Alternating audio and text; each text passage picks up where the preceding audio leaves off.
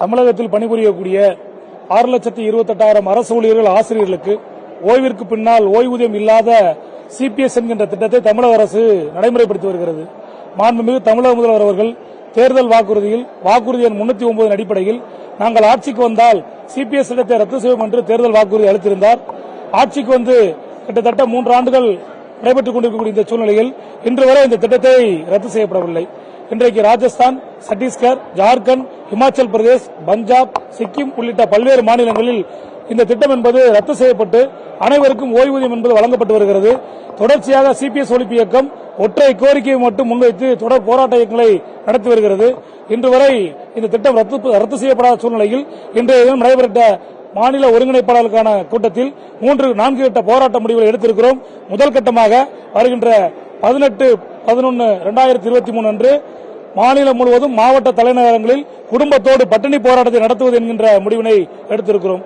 அதைத் தொடர்ந்து வருகின்ற டிசம்பர் மாதம் 27ஆம் தேதி மாவட்ட தலைநகரங்களில் சிறை நிரப்பும் போராட்டம் என்கின்ற வகையில் மறியல் போராட்டத்தை நடத்துவது என்ற முடிவினை செய்திருக்கிறோம். அதைத் தொடர்ந்து தமிழக அரசு ஒருவேளை நிறைவேற்றாத பட்சத்தில் வருகின்ற ஜனவரி மாதம் 23, 24ஆம் தேதிகளில் பணிகளை புறக்கணித்துவிட்டு 2 நாட்கள் தற்செயலெடுப்பு போராட்டத்தை நடத்துவது என்கின்ற முடிவு எடுத்திருக்கிறோம்.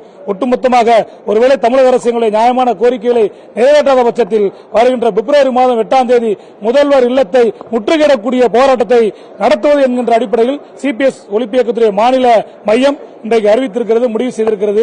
உடனடியாக மாண்புமிகு தமிழக முதல்வர் அவர்கள் சமூக நீதி பேசக்கூடிய இந்த தமிழகத்தில் ஒற்றை கோரிக்கையான எங்களது வாழ்வாதார கோரிக்கையான சிபிஎஸ் திட்டத்தை ரத்து செய்ய வேண்டும் என்ற வேண்டுகோளை இந்த நேரத்தில் வைக்கிறோம். சிபிஎஸ் திட்டத்தை பொறுத்தவரை மத்திய அரசாங்கத்தோடு எந்தவிதமான சட்ட ரீதியான ஒப்புதலும் பெற வேண்டிய அவசியம் இல்லாத ஒரு திட்டம். அதேபோன்று இந்த திட்டத்தை ரத்து செய்வதனால் அரசாங்கத்திற்கு 35,000 கோடி உபரி நிதியாக மக்கள் நலத் பணிகளை செய்வதற்கு வாய்ப்பு இருக்கிறது. ஏனென்று சொன்னால் இதுவரை எங்களை பிடித்தம் செய்த 35,000 கோடி அரசாங்கம் எங்களுடைய பங்களிப்பாக வழங்க வேண்டிய 35,000 கோடி ஆக மொத்தம் கான்ட்ரிபியூட்டரி பென்ஷன் திட்டத்தில் 70,000 கோடி பணம் என்பது எங்களுடைய கணக்கில் இருக்கிறது. அதனால் ஒரு பைசா கூட அரசாங்கத்திற்கு தற்சமயத்தில் நிதி என்பது தேவையில்லை என்பதை இந்த நேரத்தில் பதிவு செய்யும். மேலும் மாதம் நடக்கக்கூடிய மாதாந்திர செலவினம் குறையும். மாதத்துக்கு 400 கோடியிலிருந்து 500 கோடி வரைக்கும் சிபிஎஸ் திட்டத்தை ரத்து செய்வதனால் அரசாங்கத்துக்கு செலவினம் குறையும் அப்படிங்கிறத சொல்றோம்.